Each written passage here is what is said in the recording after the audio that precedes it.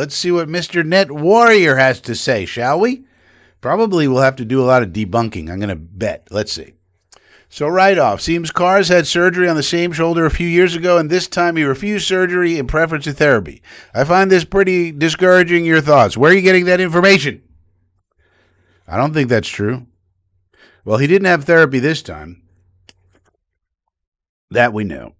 But it's also possible, due to the nature of the injury, that you can heal it through rehab and rest, which he did.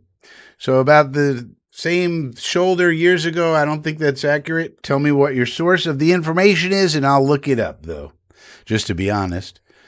So, of course, when it comes to Derek Carr, he's got to clear the medical. I mean, that's obvious. That's with any player. So if he's not healthy, then he's not going to play. I mean, we're not going to sign him, obviously.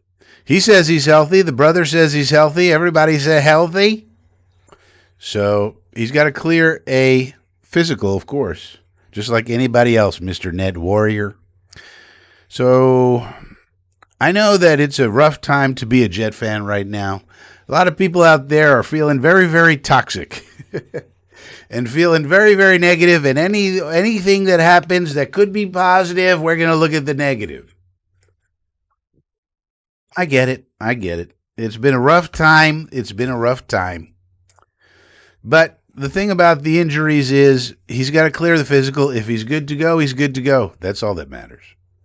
So Phil says, good evening, Google AI. That's not really a source, but let's try it.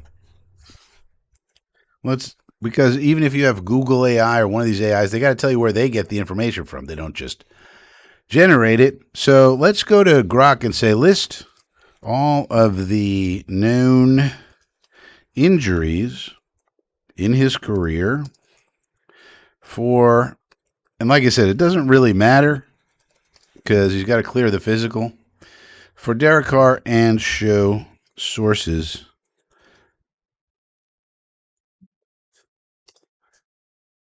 for this information. So, like I said, he thinks he's healthy now, so that's good. Derek Carr. So this lists out all of the injuries. All right, so I got a good list here, at least as far as Grok is concerned, and it gives me some pretty good. Like 2014, he had a concussion in the preseason. Week 4, he had a grade 2 MCL sprain and a high ankle sprain. Missed the rest of the game, but returned after the bye week. 2015, finger sprain, cleared for practice. During season, thumb sprain, bruise, throwing hand. 2016, finger fracture, sprain, throwing hand, played through it. Week 16, right fibula fracture from a sack.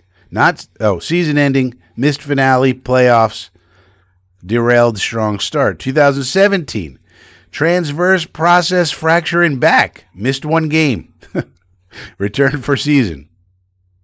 Later Raiders years, occasional minor issues, but no major season-altering ones. 2023 with the Saints, AC joint sprain shoulder, played through, aggravated later. So maybe that's what you're talking about. He had an AC joint, yeah, but AC joint sprain, they often play through. That's not a big deal. That's what Drake May had. He played through, and lots of guys play through that. Week 10, concussion, grade 1. Week 11, another concussion. So he basically has had, typical injuries of a modern-day quarterback. And he played through a lot of them. And the ones that were minor, like AC joint sprains, pretty minor. You usually get a shot for that. You play through it.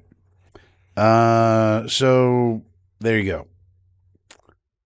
Again, nothing too concerning for me. And it gives me all the links here.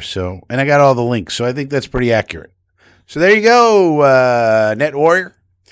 There you go.